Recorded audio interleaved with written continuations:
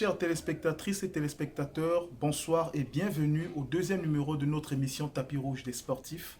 Alors nous recevons ce jour l'ancien champion d'Afrique que vous connaissez certainement tous, Jonas Mbemba dit Tostao, à qui nous disons bonsoir.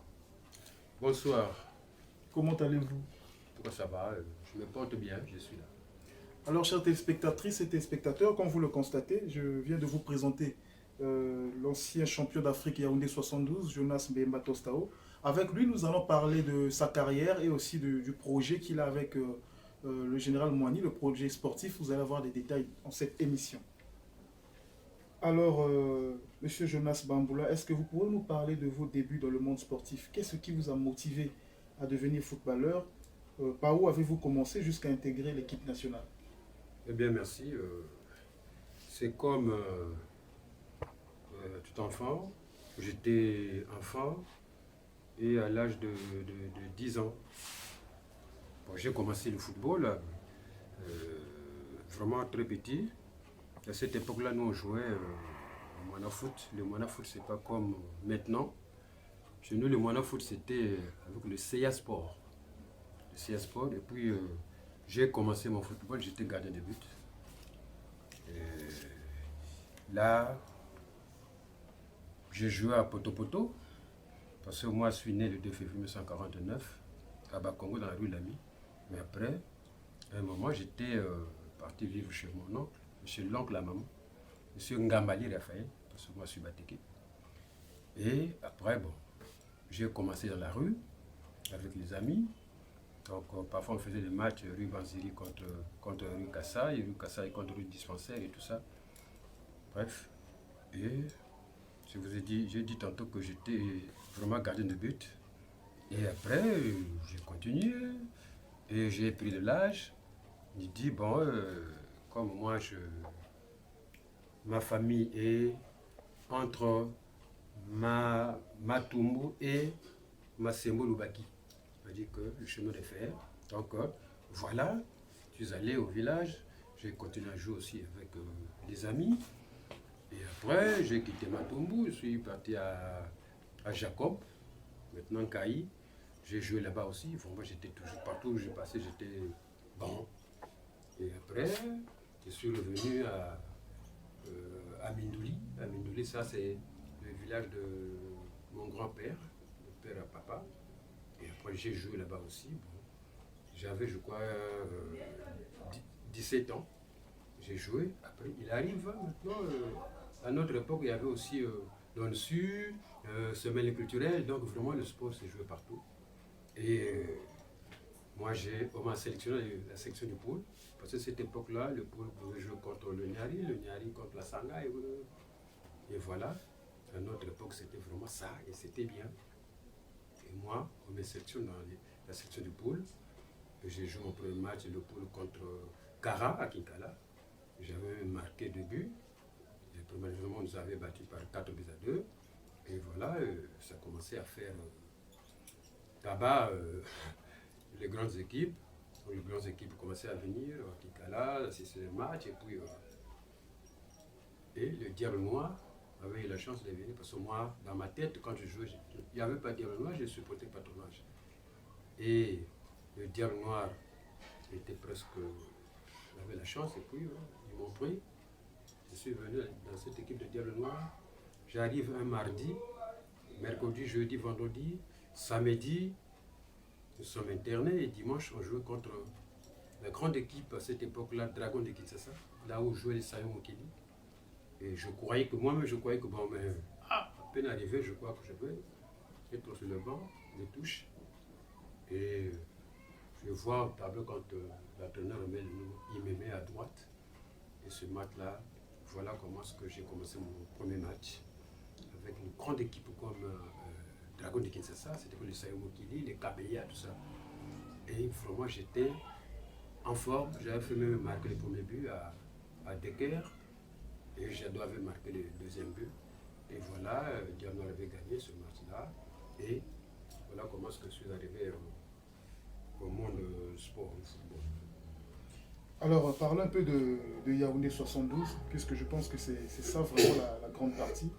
Vous revenez de Yaoundé en 1972, champion d'Afrique. À l'époque, on vous appelait Congo Sport. Pouvez-vous nous expliquer ce passage du nom Congo Sport à Diable Rouge? Oui, ouais, c'est vrai. Le Congo portait ce nom-là, Congo Sport. Maintenant, comment est-ce que nous sommes devenus Diable Rouge? Parce que on avait un match à Yaoundé, donc nous étions habillés tout en rouge. Tout en rouge, donc maillot rouge, short rouge et puis bas rouge. Et quand je me rappelle que j'en avais battu une équipe là, et les journalistes français, je crois, disent ah là, vraiment ils sont habillés comme le Diable Rouge, l'équipe de la Belgique. Et après, comme on avait aussi de bons journalistes, et Gabio et Germain Bisset dit ouais, ouais, maintenant ils commençaient à nous appeler le Diable Rouge. Et voilà comment ce nom-là a été vraiment. Donc, nous on a gagné la coupe. On a commencé notre coupe avec le nom du Congo Sport. Et à Yaoundé, on nous colle Diable Rouge. Et voilà comment ce que c'était. Ah d'accord, vous revenez de Yaoundé avec la coupe. Comment s'était déroulée votre réception à Maya Maya jusqu'à la présentation de la coupe aux autorités? Je crois que même aujourd'hui, n'importe où, hein, si une équipe gagne la coupe, donc vraiment, et surtout moi-même, quand on a gagné, et quand l'arbitre avait sifflé la fin, je me disais quoi, je suis en train de rêver ou quoi? Je suis champion. Moi là, je suis champion, je suis arrivé dans l'équipe de Diable Noir, j'avais 18 ans en 1968 et 69, 70. Je suis dans l'équipe nationale, 71, 72, je suis champion d'Afrique. Donc, moi, je crois que je rêvais. Et voilà, bon, notre réception. À cette époque-là, c'était le président Mariam Wabi. Donc, je ne sais pas si je ne suis pas encore né, mais Maya Maya n'avait plus de place pour accueillir tous ces Congolais qui sont venus nous prendre à Maya Maya. Je dis prendre parce qu'ils ont défilé avec nous ensemble. Donc la réception était vraiment magnifique. Je crois que voilà, c'est un souvenir pour moi. Champion d'Afrique, j'arrive en 1968, 69, 70, 71, 72. Je suis champion d'Afrique à l'âge de 22 ans. Donc voilà comment c'était vraiment, l'accueil était très très très bien. Et après, on a sillonné tout Brazzaville. Et à la fin, nous sommes allés au palais chez le président Mariam Wabi. On lui a remis la coupe et il était très content. Peut-on dire que vous avez tiré profit de cette CAN? Mais bien sûr, parce que tu es champion d'Afrique. Tu es champion d'Afrique et puis quand tu arrives chez toi, le championnat, donc il faut montrer que j'ai gagné la coupe, ce n'était pas un hasard. Donc j'étais aussi un meilleur ailier droit quand même. Donc parmi les buts qu'on a marqués, donc j'étais quand même les passeurs de quelques buts. Donc j'étais en forme, j'étais très content et c'est ce qui m'avait motivé pour que je sois aussi un excellent joueur à Brazzaville, à Dolisie, partout. Voilà, jusqu'à quand j'ai fait mon jubilé. Alors, qui est votre modèle dans le monde sportif? Qui vous a inspiré en fait? Bon, moi j'étais lié droit, même jusqu'aujourd'hui quand je vois les équipes jouer, en tout cas, l'intention me dit toujours qu'il faut soulever le lié droit. Et moi, mon modèle c'est le Portugais, qui joue à droite, le numéro 7. C'est qui? Cristiano? Ah, voilà. Non, pas Cristiano, parce qu'il est jeune, mais qui? Le public va le découvrir en fait. Parce que moi je connais le numéro 7, c'est ma génération, c'est Cristiano Ronaldo. Mais bien sûr, Votre époque. Et puis moi j'ai commencé avec le numéro 7. Oui, j'ai commencé avec le numéro 7. Mais comme vraiment ça, je ne peux pas expliquer, j'avais eu des difficultés avec ce numéro-là. Et quand il dit non, je prends le numéro 13. Ce numéro 13, c'était le numéro que le réserve portait. Et à cette époque-là, c'est un Allemand qui jouait avec le cours, là. C'est qui jouait avec le numéro 13. Et j'ai pris le numéro 13. Et tu sais, et j'ai dit aussi à Ndoma qui portait le 10. C'est moi, hein. Ce que je dis, c'est vrai. Je dis à Ndoma, petit, change ton numéro 10 là, porte le 14.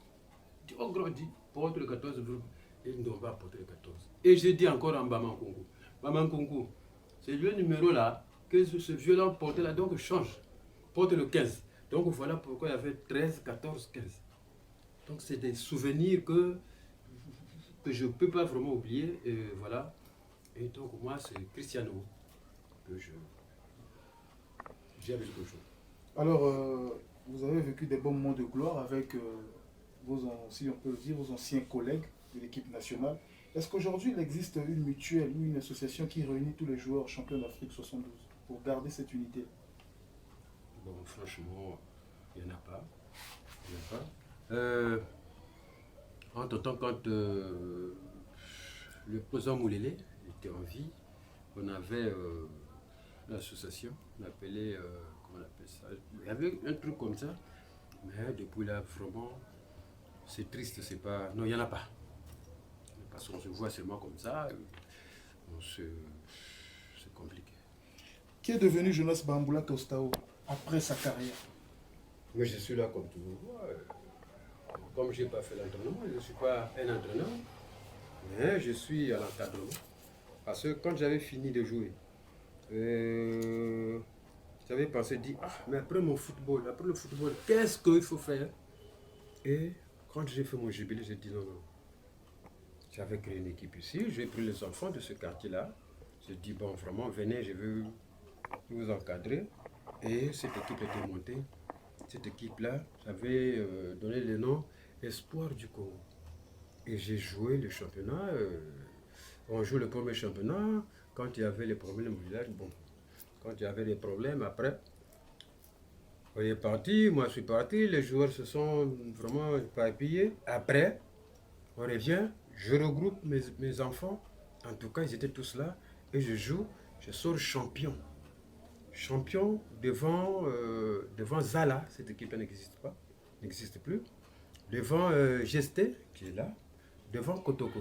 Donc, je suis premier et Zala deuxième. Donc, ces deux équipes-là étaient montées, du coup, et il fallait que Gesté joue un match de barrage contre Kotoko.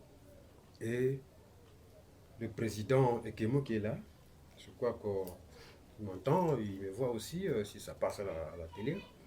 Il était absent de Brazzaville. Il me dit, bon, Yatao, vraiment, aide-moi. Comment est-ce que tu as fait pour que ton équipe monte? Je dis, oh, mais c'est seulement les entraînements puis de bons joueurs. Bon, le reste, il n'y a pas de fétiche à faire. Je dis, vraiment, moi, je suis absent, donc je t'envoie mon secrétaire. Ce que je dis là, c'est vrai. Je t'envoie mon secrétaire, comme ça, tu vas aider cette équipe-là. Je dis, d'accord, il n'y a pas de problème. Ils sont venus, je les ai assistés aux entraînements. J'ai dit, bon, nous, c'est la prière, on a prié, et Geste avait battu Kotoko, en aller-retour, et donc Geste est là jusqu'à aujourd'hui.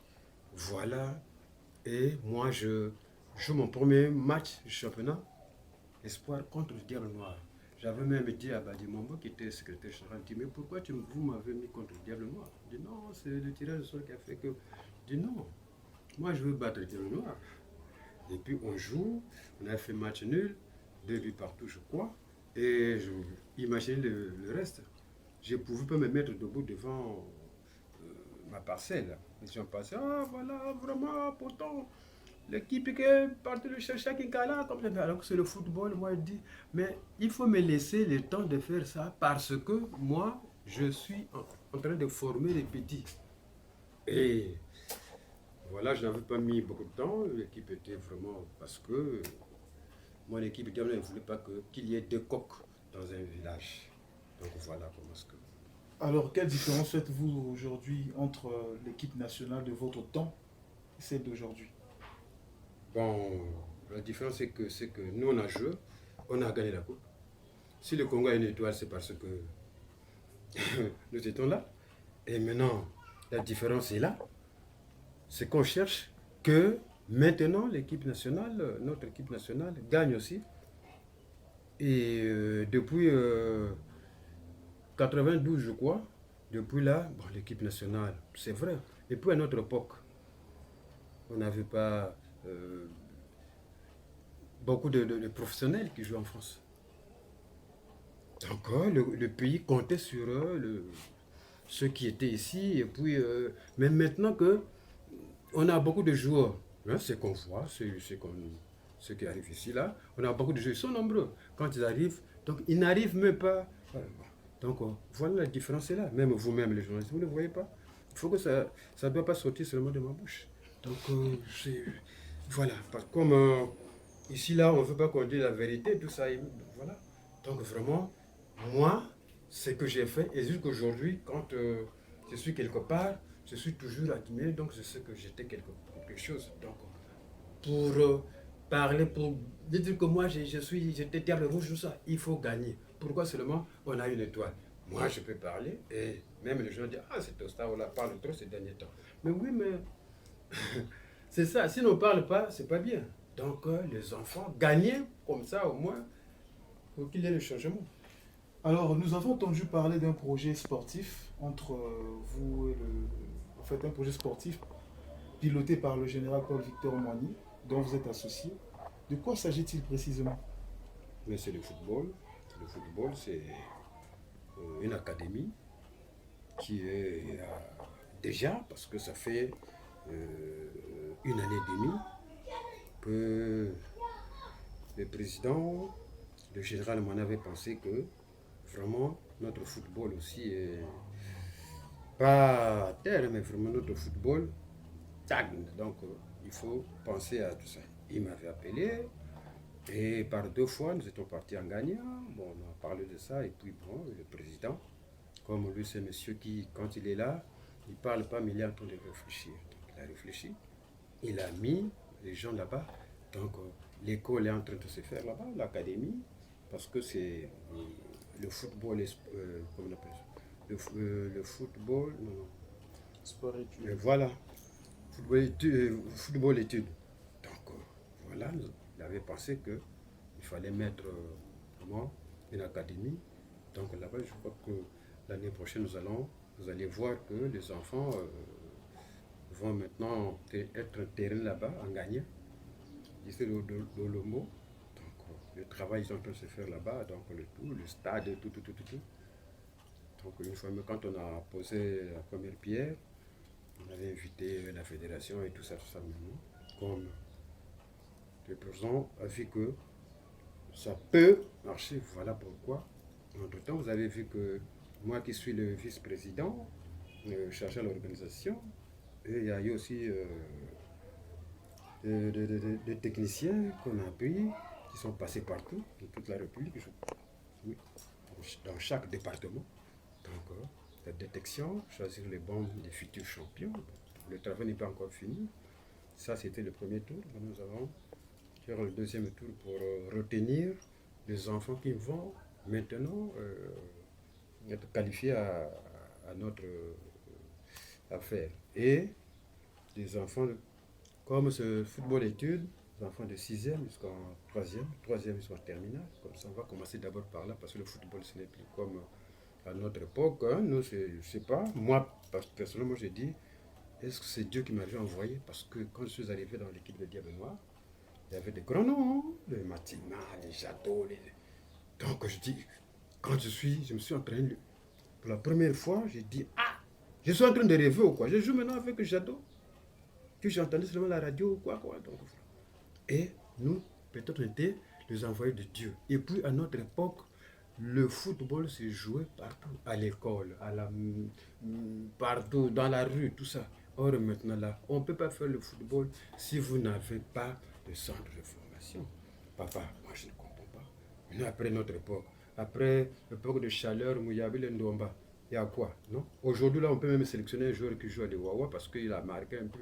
Je te dis, ah, il est bon, on va l'acheter. C'est pas normal. Donc, on a beaucoup de choses à dire, mais sauf que, bon, on ne laisse pas le temps et puis voilà. Alors, chères téléspectatrices et téléspectateurs de notre chaîne Congo News Pro et Culture Télévision, nous arrivons pratiquement petit à petit à la fin de cette émission, de notre deuxième numéro.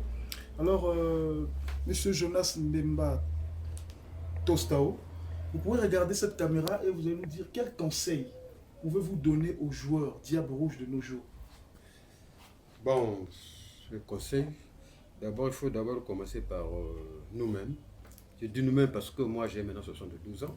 Je crois que je suis l'encadrement.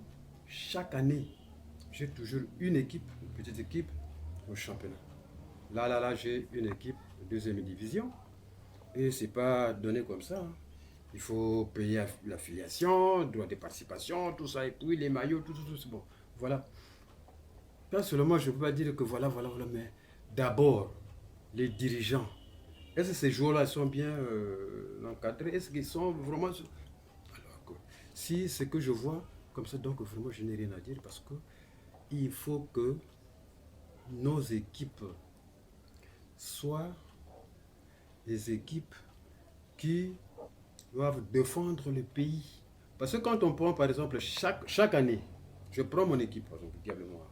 Ça, c'est ma maison, vous ne pouvez pas enlever ça en tête. Mais chaque année, il y a une compétition, mais premier tour éliminé. Donc, est-ce que c'est la faute du joueur, ou les dirigeants, ou les entraîneurs, tout ça? Donc, sur ça, vraiment, point d'interrogation. Je crois que prochainement, je veux répondre à ça. Donc, voilà. S'il n'y a pas ce que le général Moigny est en train de faire, et puis, on n'a pas d'espace ici. Là où les enfants peuvent jouer, ils vont construire des maisons. Là où, donc, c'est très compliqué. Parce que le football, il faut commencer très jeune. On ne peut pas aller, et puis, ça, c'est pas... Je critique, hein, je critique, mais je ne critique pas aussi. Les championnats qu'on fait ici, là, c'est pas pour vraiment faire monter notre football. Et voilà. Et surtout moi, là, vraiment, laissez-moi vivre parce que moi, j'aime répondre de bonnes questions et puis je veux que notre football marche. Parce que moi, sans le football, je ne serais pas ce que je suis aujourd'hui. Et aujourd'hui, vous n'allez pas aussi venir dans mon petit salon ici, là. Moi, c'est le football qui a fait que je sois comme ça. Donc, je ne fais pas autre chose. Là où on parle football, si vous venez, mettons dans le micro, je dois dire ce qui ne marche pas. Ça ne marche pas, il n'y a rien. On n'a pas des entraîneurs, ils sont là. Mais est-ce que ces entraîneurs-là, à notre époque, c'était quand tu me dis, ah non, à moyen et en Allemagne. L'arbitre est quelque part là-bas. Minga est là-bas. Et maintenant, là, on ne voit rien. Donc, on fait comment? On n'a pas de bons entraîneurs, on n'a pas de dirigeants. Les dirigeants, c'est en dehors de grandes équipes comme Diable Noir, Otto, mais sinon, les autres, les pauvres, même pour acheter une série de matchs, c'est compliqué. Donc, ils ne sont pas là, on fait comment? À notre époque, quand on jouait, Diable Noir Étoile, de 11 ans, le stade était déjà. Donc, ces dirigeants qui nous dirigeaient là, ils comptaient seulement sur le recette du match. Maintenant qu'il y a les sponsors, il y a tout, on n'arrive pas. Et bon, je n'ai pas critiqué, mais je réponds par rapport à votre question que vous m'avez demandé. Alors, cher public, vous qui nous suivez, nous sommes à la fin de notre émission. Je vous rappelle que nous avons eu à recevoir sur notre plateau l'ancien Diable Rouge, champion d'Afrique Yaoundé 72, Jonas Mbemba dit Tostao. Il a répondu à toutes nos questions. Alors, nous vous disons merci d'avoir suivi notre émission. Commandeur. Bonsoir à tout le monde. Et on nous souffle ici à ma gauche qu'il est commandeur.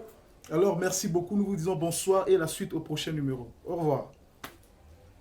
Merci beaucoup. Je n'ai rien dit, mais vraiment, comptez sur ce que je dis, je crois que ça sera bien.